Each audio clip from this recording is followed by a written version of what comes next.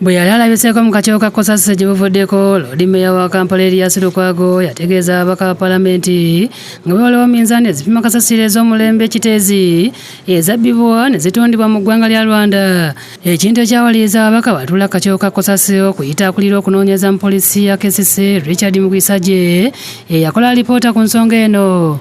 Alabikako eri akakiiko abeeko byannyonnyola. Wabula onaze pena COSASE bw'ojjanga ayitibwa nga n'olwaleero talabiseeko. Ekitawudde ssente w'akakiiko kano mbega Segona okulagira akulira eby'emisango mu KCCA. Kaledi Mugisha mukubira essimu kyokka essimu n'agaana okugikwata. Bwe kati akakiiko katendewaliddwa ne kayisa ekiragiro ekikwata omusirikale ono yeefudde kiwagi ng'akwesa obuyinza obumuweebwa ssemateeka. Segona alagidde abasirikale ba Paalamenti okukola omulimu guno era olumala okumukwata bamukunguze paka mu kakiiko ku Lwokuna lwa wiiki eno. Omukulu yakulira ekitongole ky'okunoonyereza ekya KCCA ate nga waliwo ebyuma bya KCCA minzaani za KCCA zigambibwa nti zabbibwa ne zisangibwa e Rwanda. So nga twagala okufuna okunnyonnyolwa ku ngeri ki gy'anoonyerezaamu ku nsonga eno. Ate omukulu n'asalawo n'atajja kujja kutunnyonnyola ku lipooti gye yakola.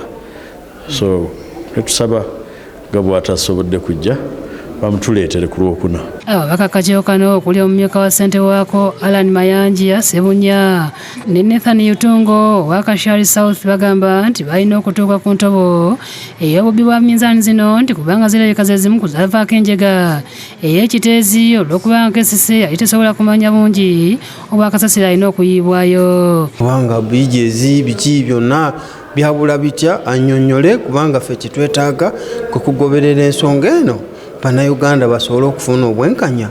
Leero tubadde tumusuubira tazze bamukubidde amasimu nga tuwano tagakutte. So wakati tukozesa obuyinza bwaffe ng'akakiiko.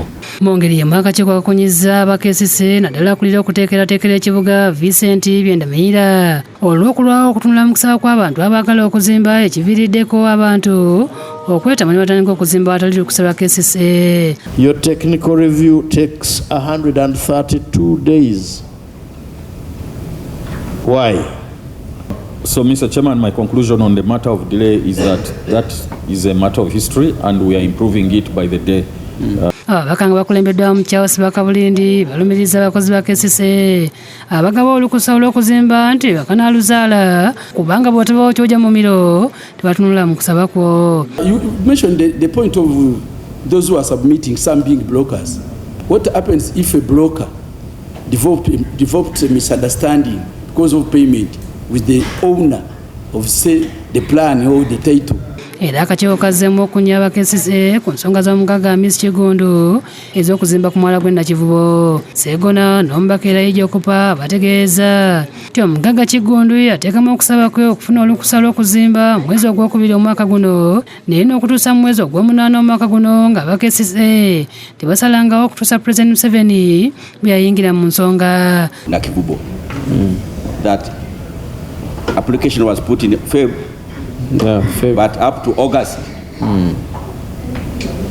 there was not done. Now it took the intervention of the president. Which you know is outside the law. It is your duty. Amyuka Ssenkulu wa KCCA Bernard Kigenyi annyonnyodde nti okusaba kw'omugaga Kigundu kwali kwetaagisa okutunulwamu abannema nga KCCA yokka era tesobola kwemalirira ku nsonga eno. When there are issues around an application, we will sometimes we might even want to request another government entity to give us an input as we interrogate such applications. Fred Kajubi yakusakidde eggulu lino ku lwa Bukedde TV.